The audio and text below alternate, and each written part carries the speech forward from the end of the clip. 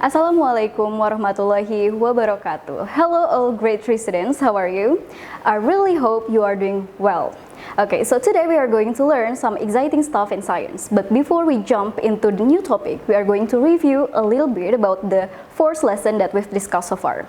So we do a lot of activities in our daily life, starting from when we wake up until when we go to sleep, am I right? So when we wake up, we push our blankets away, and then we stand up, we go to the bathroom. Before you enter, you of course going to open the bathroom door. Alright, even until then, you are going, you already do two different forces. The first one is when you push the blanket away, it means you are doing a force push. And then the second one is when you open the bathroom door. You are pulling the bathroom door open. Okay, so the force that you use is pull. Okay, so please note that the two most common form of force is push, and then the second one is pull. Alright, so you might be wondering, Miss Winda, what kind of force do? Well, the answer to that question is force can do a lot of things. So the first one is force can start things to move. Alright, so the example of this one is when you kick a ball. At first, the ball is staying still, but then you kick the ball. When you kick the ball, you apply a push force so that the ball starts to move. The second one that the force can do is stop things. Okay, so force can stop things from moving.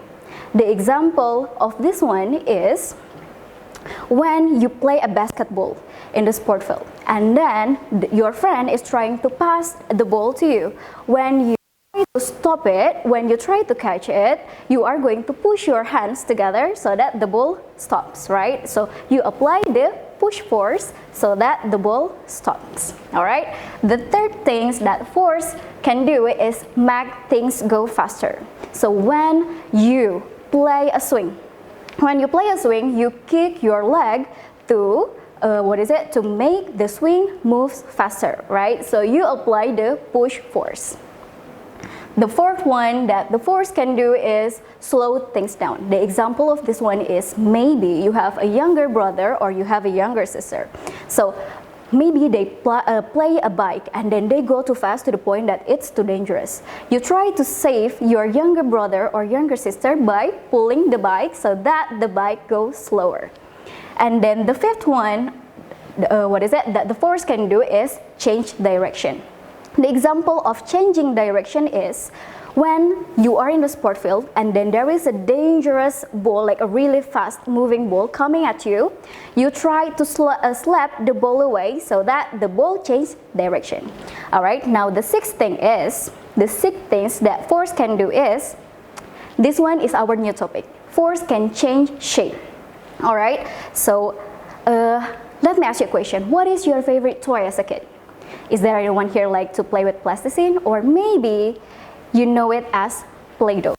When you play Play-Doh, you are like mold the Play-Doh to change them into shape that you want, right?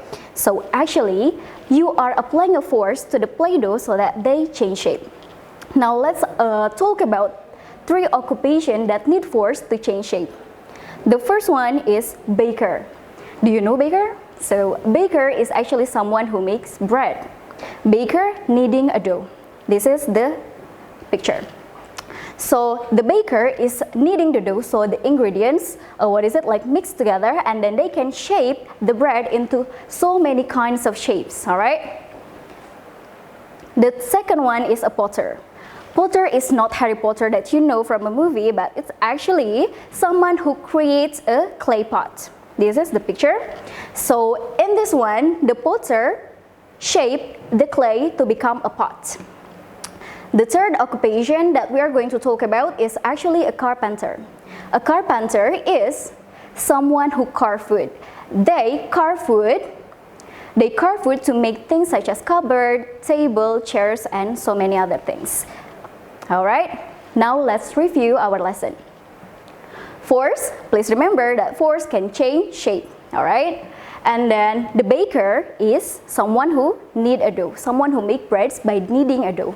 And then the second one is potter is someone who creating a clay pot out of clay. And then the third one is carpenter is someone who carve wood to produce a cupboard, table, and chairs, and so many others. All right. Now it's quiz time. Let's make it fast. What are the two most common forms of force? The first one is, that's right, the answer is push, and the second one is pull. And then the second question is, what occupation that needs force to carve wood? Well, the answer is a carpenter, that's right. And then the next question, baker needs a force too. The answer is needs the dough, of course. And then the last question, someone who needs a force to shape a clay and make pots is called potter.